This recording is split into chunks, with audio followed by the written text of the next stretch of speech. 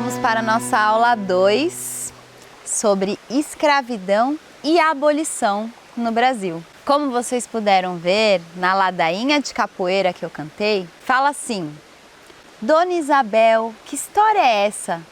Que história é essa de ter feito a abolição? De ser princesa boazinha que libertou da escravidão. Muitas vezes na escola a gente aprendia, ou infelizmente ainda aprende, que na verdade quem fez a abolição da escravidão e que libertou a população negra africana escravizada foi a princesa Isabel, através da Lei 3.353 de 13 de maio de 1888. Porém, na verdade, quando a gente vai olhar para a história da escravidão no Brasil de 3 séculos atrás, nós vemos uma história de resistência, de luta, luta pela liberdade, luta contra a escravidão. A capoeira, por exemplo, é uma prática de resistência que foi criada nesse período, que representa também essa luta pela liberdade. Nós tivemos Quilombo dos Palmares, que durou 100 anos resistindo. Tivemos diversos outros quilombos. A quilombagem, que é um conceito inclusive do Clóvis Moura, ela é uma característica constituinte que forma o nosso país. Tanto que nós temos até hoje alguns territórios que são remanescentes desse período da escravidão. Então, nós tivemos territórios que lutaram, que se constituíram como a margem desse sistema que explorava e que escravizava. Isso foi o protagonismo da própria população negra, fruto de luta e de sangue. Nós tivemos também diversas rebeliões.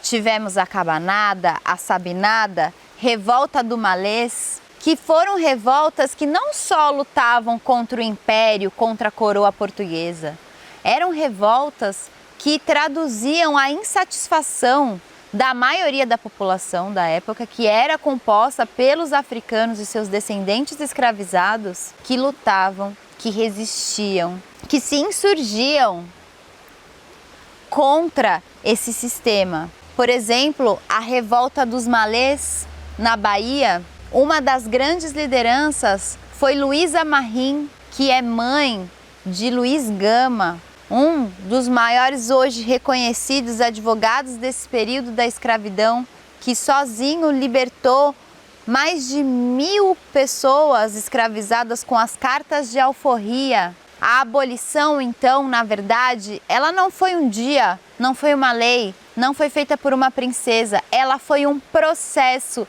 um longo processo que tiveram marcos. As próprias pessoas africanas escravizadas e seus descendentes lutavam contra, como também tivemos leis, algumas leis que contribuíram para esse processo de demora. A primeira lei que a gente tem é a de 1850, a Lei de Terras. Essa lei constitui um marco político e econômico que instituiu o não acesso da população negra à terra, já que instituía uma determinada quantidade de valor para ascender a terra. Nem mesmo as pessoas pobres tinham como ascender, muito menos pessoas escravizadas, que tinham que entregar todos os seus recursos e valores aí para seus proprietários. Outra lei que nós tivemos foi a Lei do Ventre Livre, de 1871, que instituía que crianças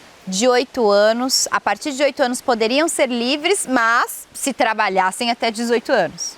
E a Lei do Sexagenário, que o escravizado poderia ser livre, mas se chegasse até 65 anos. Nós sabemos que são leis placebos, são leis que não funcionaram, são leis que somente prorrogou e tornou mais tardia a própria abolição da escravidão, para acontecer lá em 1888, último país do mundo a abolir, a finalizar do seu sistema, essa política de escravidão, essa forma de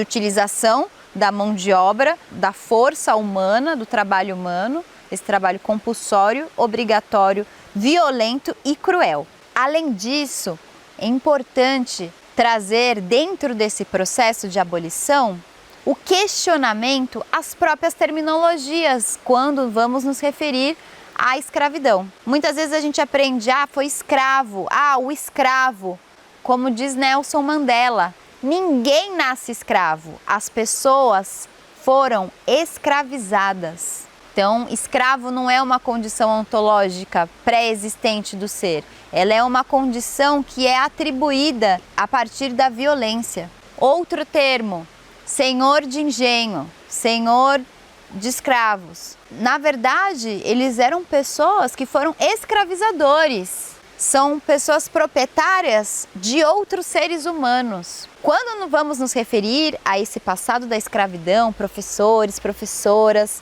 dentro da sala de aula, quando vamos falar sobre essa historiografia, é importante que a gente questione, e dê os nomes. Então foram pessoas africanas e seus descendentes que foram escravizadas aqui nesse continente. Juntamente também não podemos esquecer com os povos indígenas. Porém, a escravidão, ela foi um processo tão cruel porque considerava a população negra sem alma, desumana, por isso poderia escravizar. Já a população indígena, durante um período da escravização, ela foi considerada como se tivesse salvação e assim, portanto, a Igreja Católica, num discurso teológico, acabou absolvendo a população indígena da escravização e direcionando ela para os povos africanos e escravizados. Por isso que é importante questionar terminologias às quais nos referimos, a historiografia sobre a escravidão e a abolição no Brasil, mas sempre ressaltando que ela foi um processo histórico que ocorreu ao longo do tempo e que teve o protagonismo da própria população africana e seus descendentes escravizados.